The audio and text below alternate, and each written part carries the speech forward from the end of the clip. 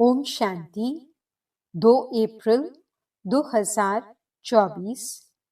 मीठे प्यारे बाबा के आज के मधुर महावाक्य। आज की मुरली के कुछ मुख्य पॉइंट्स। आज बाबा हमें समझाते कि हम बच्चों को आपस में भाई भाई की दृष्टि पक्की करनी है। किसी की भी देह को नहीं देखना है। एक भगवान से सौदा करने के बाद अपनी बुद्धि को इधर उधर भटकाना नहीं है।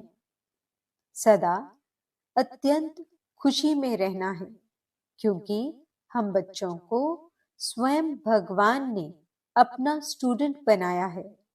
वह हमें टीचर बनकर पढ़ाते हैं। इसलिए अपने पद्मा पदम सौभाग्यशाली होने का नशा रखना चाहिए।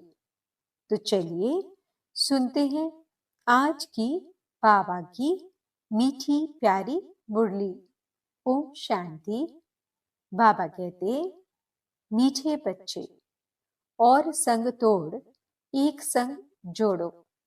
भाई भाई की दृष्टि से देखो तो देह नहीं देखेंगे, दृष्टि बिगड़ेगी नहीं, वाणी में ताकत रहेगी।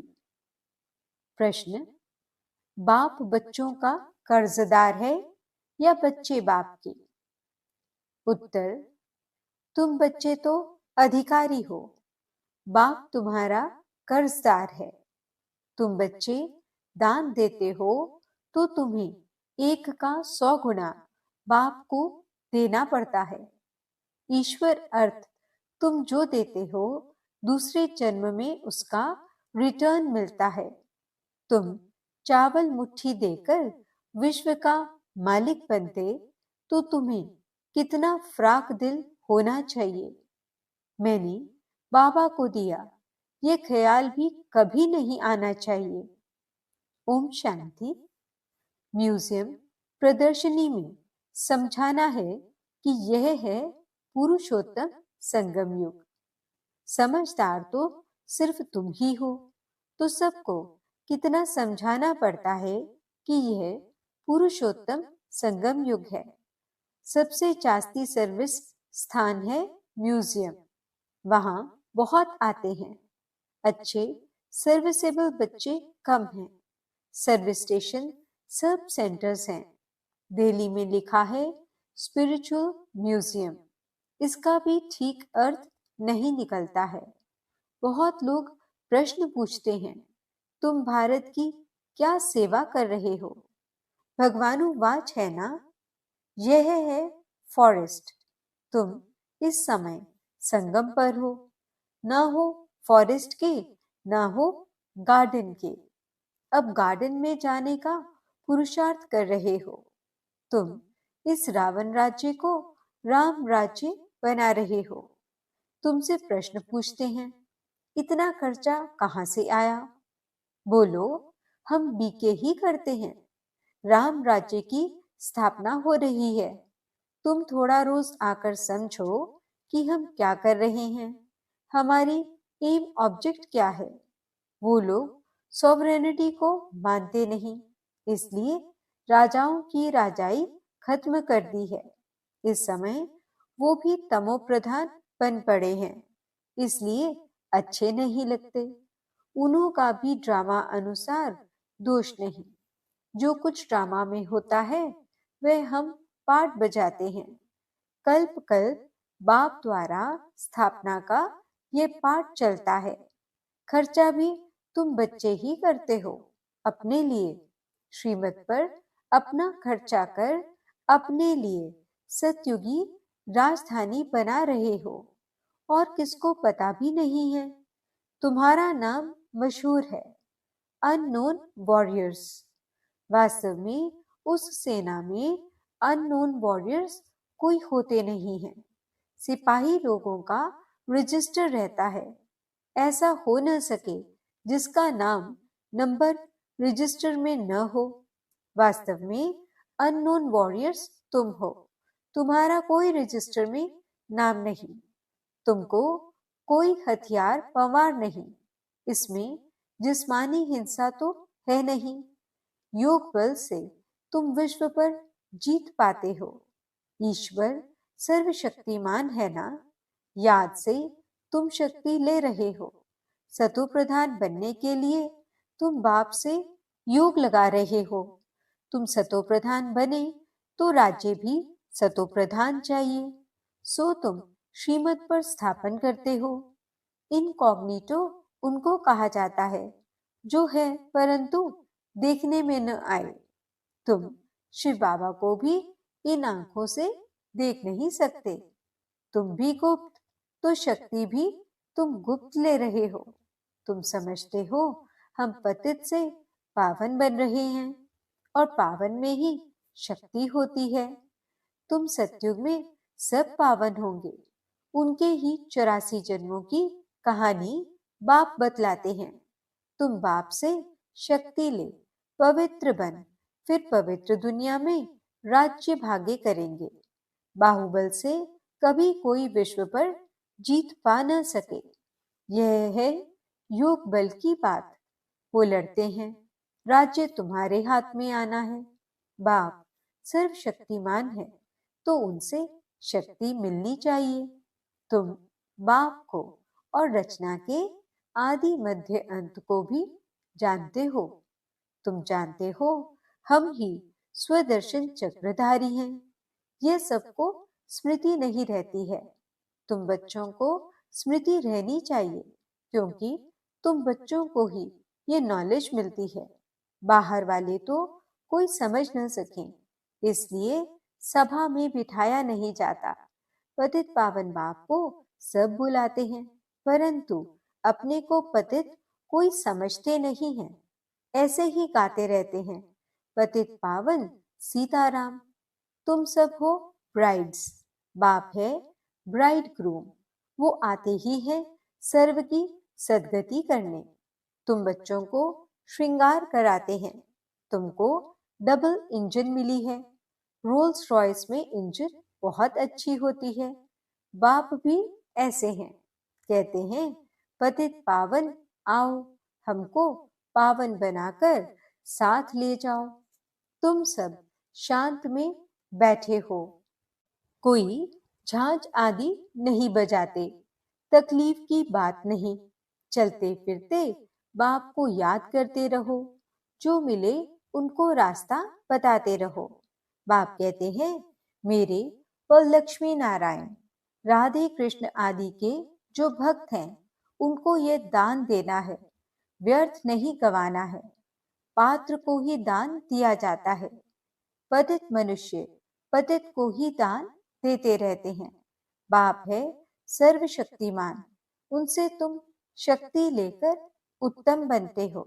रावण जब आता है उस समय भी संगम हुआ, त्रेता और द्वापर का। ये संगम है कलयुग और सतयुग का। ज्ञान कितना समय और भक्ति कितना समय चलती है, ये सब बातें तुमको समझकर समझानी है। मुख्य बात है बेहद के बाप को याद करो।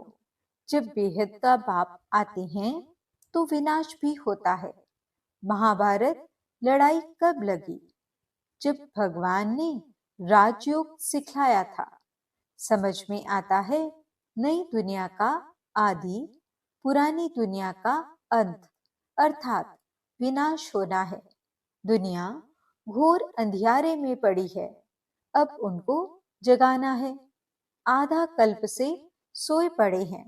बाप समझाते हैं अपने को आत्मा समझ, भाई भाई की दृष्टि से देखो।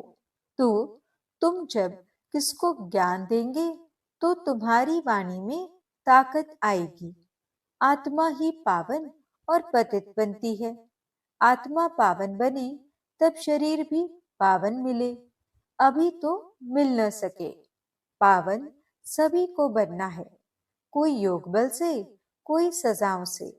मेहनत है याद के यात्रा की। बाबा प्रैक्टिस भी कराते रहते हैं। कहाँ भी जाओ तो बाबा की याद में जाओ। जैसे पादरी लोग शांति में क्राइस्ट की याद में जाते हैं और क्राइस्ट को याद करते हैं। भारतवासी तो अनेकों को याद करते हैं। बाप कहते हैं, एक के सिवाय और किसी को याद न करो। बेहद के बाप से हम मुक्ति और जीवन मुक्ति के हकदार बनते हैं। सेकंड में जीवन मुक्ति मिलती है। सतयुग में सब जीवन मुक्ति में थे, कलयुग में सब जीवन बंध में है। ये किसको भी पता नहीं है। ये सब बातें बाप बच्चों को समझाते हैं। बच्चे फिर बाप का शो करते हैं, सब तरफ चक्कर लगाते हैं।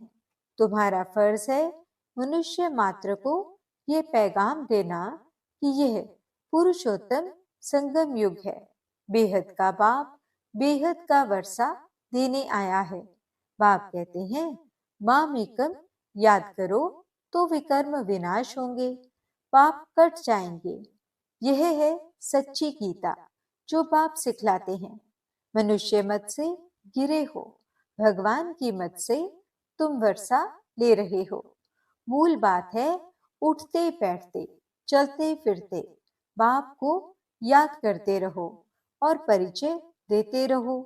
बैच तो तुम्हारे पास है, फ्री देने में हर्जा नहीं है, परंतु पात्र देखकर।